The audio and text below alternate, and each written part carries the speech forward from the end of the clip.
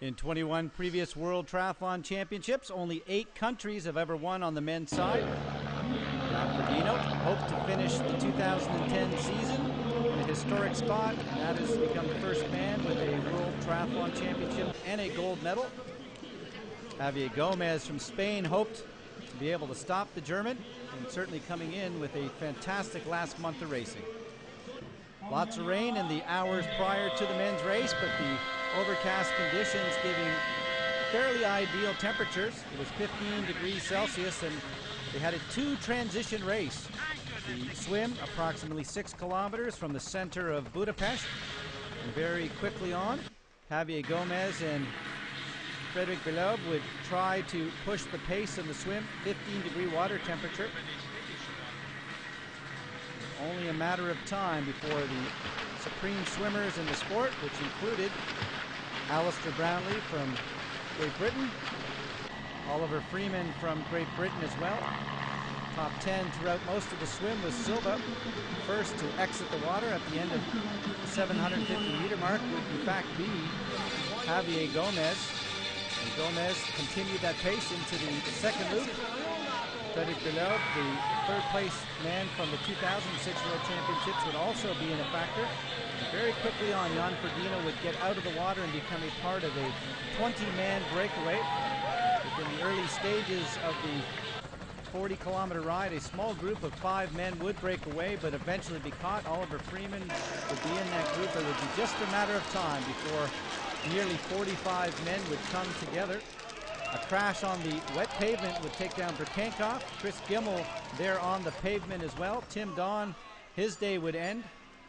And it would just be a matter of time as the tough conditions on the road would take its toll on a number of athletes. Eventually a small break or two would try to get away. Bruno Paes from Portugal would make his attempt early on. But as the day went on, it would be only one man who would be able to break away from the 50-plus in the main group, and that, in fact, would be Matt Charbat from the United States. Huge crowds would come out to Budapest to support the over 4,000 age groupers who participated in the iconic city. And there you can see in front of the Parliament buildings the large, lengthy group of men making their way towards the last stages. It was 6 loops in the technical section, and by the end of the 40 kilometers, 50-plus men would be together into the transition zone. Charbat would be caught up, and really it would just be a matter of time till Jan Frodeno should have been claimed the world champion. With the top 3 on the day, Frodeno would in fact be the 2010 champion, and right there, Sven Reeder tried to pull Jan Frodeno on, but Frodeno's body just not responding on the day. Certainly Alistair Brownlee, who had struggled in the middle of the season, would find another gear. Javier Gomez, knowing that he would become the world champion just by finishing in the top 3 at the end of the day, with Frodeno much further back. The two would have an incredible battle through the 5th through 9th kilometer. Several times Javier Gomez tried to get away, and meanwhile Jan Frodeno would be passed by athlete after athlete. 5 of the Germans would finish in the top 13 on the day. And Prochnow, his 2008 Olympic teammate, would try to bring Jan Frodeno on, but there would not be the magic for the German superstar on this day. Late into the 10-kilometer run, Alistair Brownlee would find one more gear as Javier Gomez would try to get away, and the two of them would know that they were going to have the same battle that Thacton had in 2009 in the Gold Coast.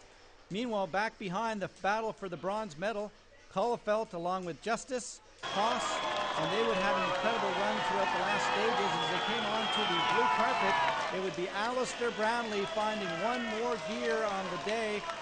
The talented British athlete eventually would claim another grand final victory. In 2009, the victory there gave him the World Championship title. You could see the fatigue on his face. Gomez would run into second place, but he would be crowned the world champion after all of the points accumulated, particularly through the races in Germany and London. And a very happy Alistair Brownlee would end 2010 on a high note after starting with an injury.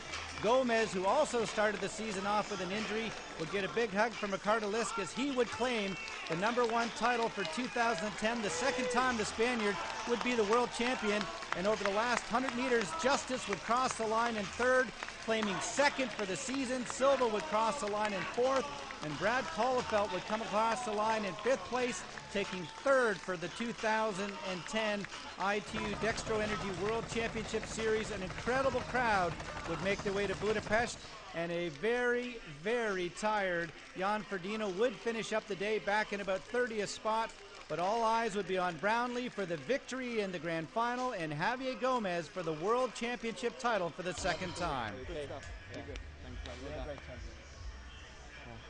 So, yeah, it's good to be back after the Olympic Games, this fourth place. I had a good year last year. This one was even better. I would have liked to win the race today, but yeah, second place was perfect for the title. Yeah, definitely. This year has been real hard. In the space of 6 months, I've had a stress fracture go over that. Had heat exhaustion, illness, fatigue over training, and the last 4 or 5 weeks I've had a decent day's training, to be honest. So it's great to come here and win. I wasn't really confident, and I actually felt really good when I hit the run, and the weather probably helped a bit as well. And yeah, it's great. Probably a really great win today. Yeah, for me it's not important to be the top German. I just looking to try to make a podium in overall. We was running in a good group, and I know okay, I have to be the best in the group, and I have to. And Brad have to be 2 places behind me, and yeah, thanks to João Silva, he beat him, and so it was enough for me. But yeah, the race was very difficult because the swim was alright, but on a bike I don't think it was so dangerous, and I was thinking by myself, okay, it's too dangerous for you to pull out after 20 Ks because yeah, every corner it could be happen, you fall down or whatever with a group of 60, and yeah, this was hard, but yeah, I'm lucky and nothing happened, and I did my best run ever, I think, and yeah, it works for me.